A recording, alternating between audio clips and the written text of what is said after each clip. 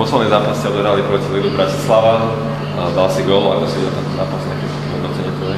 Tak na ihrisku na minoch sa hrá veľmi ťažko, lebo tá loptička v podstate skáže celý zápas. Doteraz sme mali vždy problémy so superom na tom ihrisku, pretože sme si nevedeli dobre zakombinovať, nevedeli sme využívať šance. Tento zápas bol plne v našej réžii, vyhrávali sme v podstate od začiatku zápasu, supera sme nepustili do žiadnych vyloženejších šancí. Góly, čo dali oni, boli len po našich individuálnych chybách, ktoré pramenili z toho povrchu. No a napokon myslím, že sme to veľmi hrávo zvládli a zaslúžene sme vyhrali. Takže tých 6 gólov nebolo možno prameňom nejakej nižšej koncentrácie kvôli tomu, že ste už vyhrávali, že ste boli hlavami možno niekde inde, že to máte vyhraté?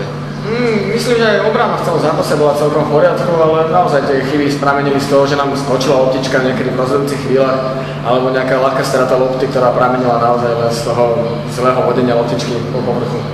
Ďalší zápas hráte v Nitre.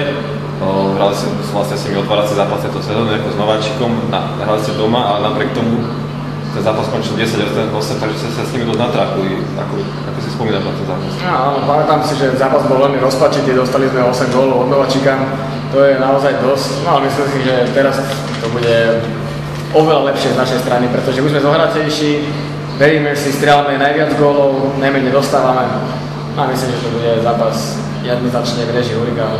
Myslíš, že oni vtedy ťažili z nejakého nováčikovského nadšenia vtedy? Áno, je to možné. Tá eufória, keď sa tým dostane do extraligy, je vysoká. Hrali proti vicemajstrovi, nemali naozaj čo stratiť a naozaj využili svoje šance. Dostali sa ľahko do breakov a dokázali využiť minimum maximum. Bude to zápas prvého s posledným, sa hovorí, že to sú najťažšie. Bude to ťažko po psychickej stránke? Áno, je to povinná jazda, tí bývajú často najťažšie. No, ale ak chceme byť majstri, čo aj chceme a chceme sa dostať do finále, tak musíme takéto zápasy hravo zvládať. Musíme v prvej tretine ukázať, že je rozdiel medzi nami a potom len zápas ukočírovať do konca. Toto Nitra má najslabšiu defenzívu v lige, má priemer inkasovaných gólov na zápas takmer 10 gólov, takže budete sa snažiť asi hneď na nich vybehnúť a tú krehkú obranu nejako dostať pod tlak.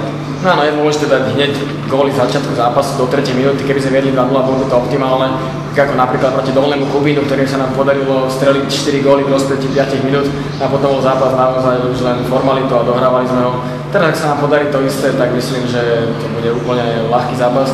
Bude záležať aj možno od toho, či bude za nich hrať ich kapitán Ľubo Klosík, ktorý je jeden z najlepších obrancov v lige, napriek jeho pomalšej hernému prejavu. Ale dokáže svojím telom najmä zastaviť veľa lopt a preto on keď hrá, tak až toľko gólov nedostávajú. Ďalší zápas hráte s Dubnicou, s ktorou ste v druhom kole remizovali 2-2. Očakávaš, že v tomto zápase padne málo gólov, ako v tom predchádzajúcom? To si netrúfam povedať.